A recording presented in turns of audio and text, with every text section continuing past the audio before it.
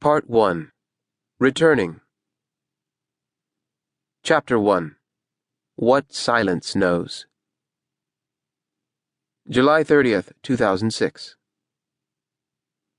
"Slowly!"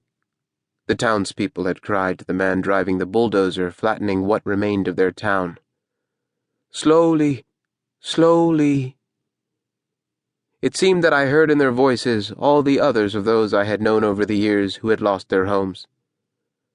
Some suffering cannot be covered in words. This had become my daily fare as a reporter in the Middle East documenting war, its survivors and fatalities, and the many who seem a little of both. In the Lebanese town of Qana, where Israeli bombs caught their victims in the midst of a morning's work, we saw the dead standing, sitting, looking around.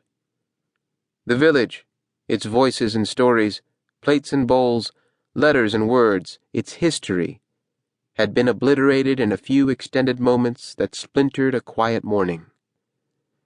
In the path of a bulldozer clearing the wreckage of lives was what would remain: a bag of onions, a can of beans, a blood-stained blue mattress, a tea kettle, a photograph of a young boy, posing uncomfortably, backing awkwardly into manhood.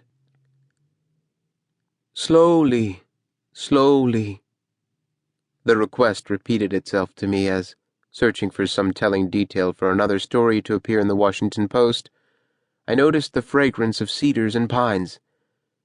Their smells seemed fresh and bracing, promises of renewal, until I discovered that the actual trees had been destroyed hours before. I had arrived in Qana to see webs of wire dangling along the suggestion of a street. Some Lebanese believe that it was here, amid grape arbors, olive groves, and fig trees, that Jesus performed his miracle, turning water into wine. Yet on this summer day, olive trees with gnarled trunks perhaps a century old were split like toothpicks. A tattered Persian rug jutted out the back window of an old Chevy, hurled from somewhere by an explosion. As a donkey brayed, a terrified cat shot through the rubble, while Israeli shelling thundered in the distance. Moments later, a rescuer rose from the ruins, back slightly stooped. Cradled in his arms was a 1-year-old child, Abbas Hashem, the 27th victim of the bombing of Qana. A blue pacifier dangled from his green top. A bruise covered his forehead, and his tongue hung listlessly from his mouth. Behind him lay a book, The Keys to Heaven, the corners of its pages charred. Most of the dead had choked on flying dirt and other debris.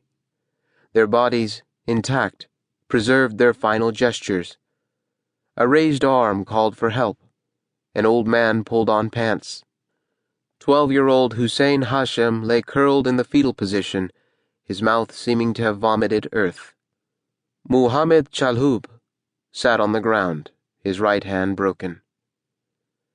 Khadija, his wife, and Hasna, his mother, were dead, as were his daughters Haura and Zara, aged 12 and 2. As were his sons, Ali, 10, Yahya, 9, and Asim, 7. "I wish God would have left me with just one child," said the bereft former father. War had come home again to Lebanon, where, since World War I, it has been more familiar than peace.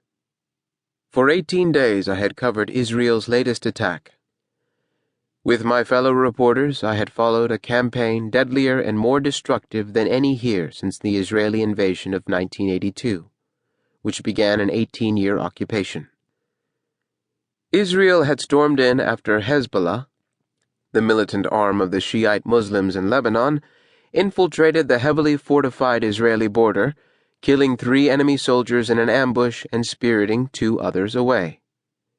In retaliation, the pretext for reprisals that are never proportionate, the Israelis unleashed a 33-day barrage that destroyed entire villages and left more than 1,100 dead, most of them civilians. Their Merkava tanks plowed ahead as unmanned drones hovered, buzzing like swarms of insects.